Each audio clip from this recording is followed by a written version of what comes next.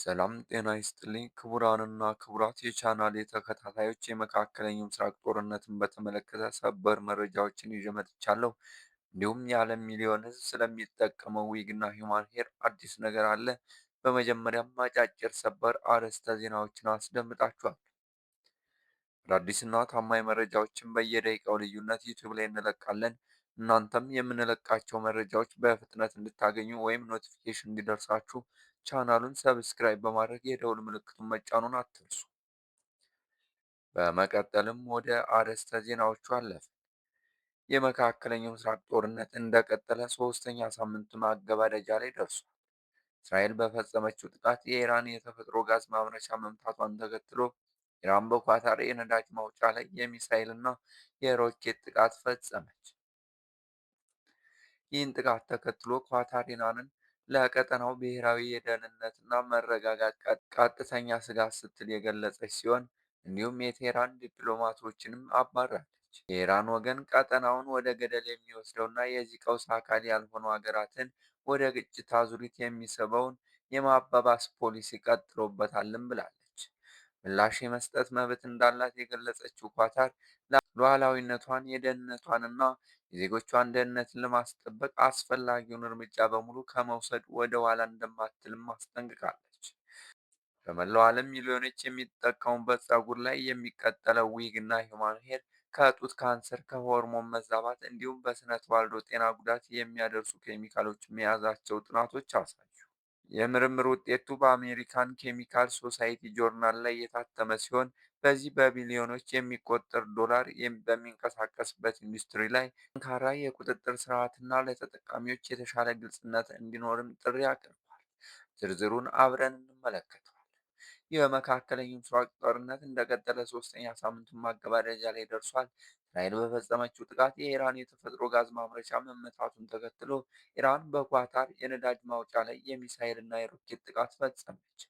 እስራኤል ኢራን ላይ በፈጸመችው ጥቃት የኢራንን ከፍተኛ ባለስልጣን ከመግደሏን በተጨማሪ በግዛቷ ውስጥ የሚገኘው የዓለም ትልቁ የተፈጥሮ ጋዝ ማምረቻ ስፍራ ላይ ከባድ ጥቃትን ፈጽማለች።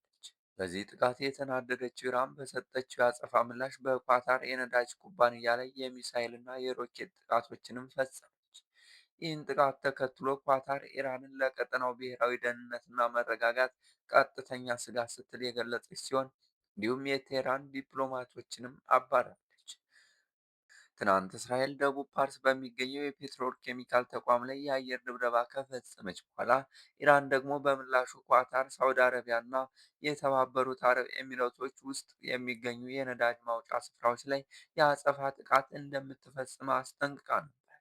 የኢራን ፕሬዝዳንት ማሱድ ፔዜሽኪ በደቡብ ፓርስ የጋዝ ስፍራ ላይ ከደረሰው ጥቃት በኋላ ባደረጉት ንግግር የዚህ ጥቃት መዘዝ ከቁጥጥር ውጭ እንደሚወጣም አሳስበዋል።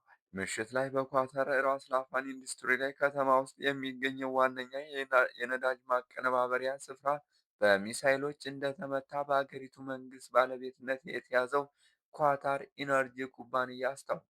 በጥቃቱ የተነሳ ስፍራው በእሳት እንደተያያዘና ተቋሙ ላይ ከፍተኛ ጉዳትም እንደደረሰም ገልጿል።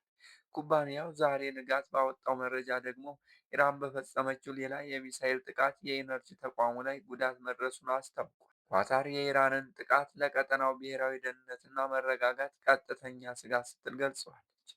የኢራን ወገን ቀጠናውን ወደ ገደል የሚወስድና የዚህ ቀውስ አካል ያልሆኑ ሀገራትን ወደ ግጭት አዙሪት የሚስበውን የማባባስ ፖሊሲ ቀጥሎበታልም ብላለች።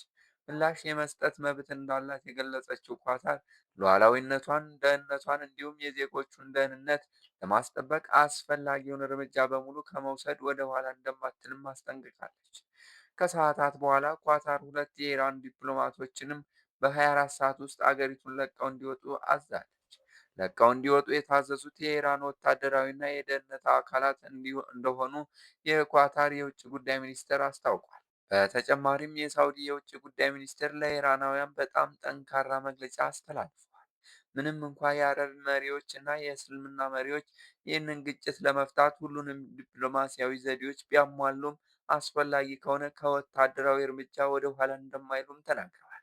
የዚህ ክልል ትዕግስት ያልተገደበ እንዳልሆነና ኢራን የአረብ መሪዎች የሚሉትን ማዳመጥ መጀመር አለባቸውም ብለዋል። በመላው ዓለም ሚሊዮኖች የሚጠቀሙበት ፀጉር ላይ የሚቀጠለው ዊግና ሂውማን ሄር ከጡት ካንሰር፣ ከሆርሞን ማዛባት እንዲሁም በስነ ተዋልዶ ጤና ጉዳት የሚያደርስ ኬሚካሎች መያዛቸውን ጥናቶች አሳዩ።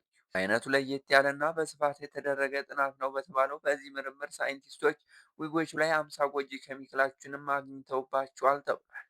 እነዚህ ኬሚካሎች ፀጉር ላይ የሚጠለቁ እንዲሁም የሚሰፉ ዊጎችና ሂውማን ሄር ላይ በሙሉ መገኘታቸው ተመራማሪዎች ይፋ አድርገዋል።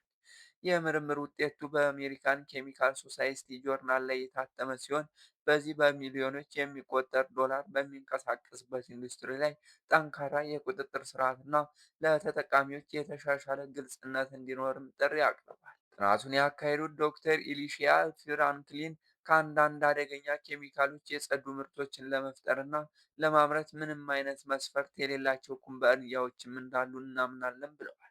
ሳይንቲስቶች እንደሚሉት ዊጎች ሌሎች የሚጠለቁ ፀጉሮች ለረጅም ጊዜ ስለሚደረጉ እና ከቆዳ ጋርም በቅርበት ስለሚገናኙ የተለየ አደጋንም ያስከትላሉ።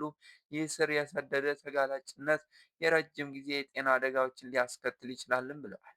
የፀጉር ማራዘሚያዎች ወይም ዊጎች ለቆዳ በጣም በቅርበት ይደረጋሉ የሚሉት ፍራንክሊን፣ ከዚህም በተጨማሪ በአንድ ሰው ጭንቅላትና አንገት ላይ ለብዙ ሰዓታትም ወይም ለወራት የሚቆዩ ንክኪ ይኖራቸዋል በማለት ያለውን አደጋ ለማሳየትም ያብራራል።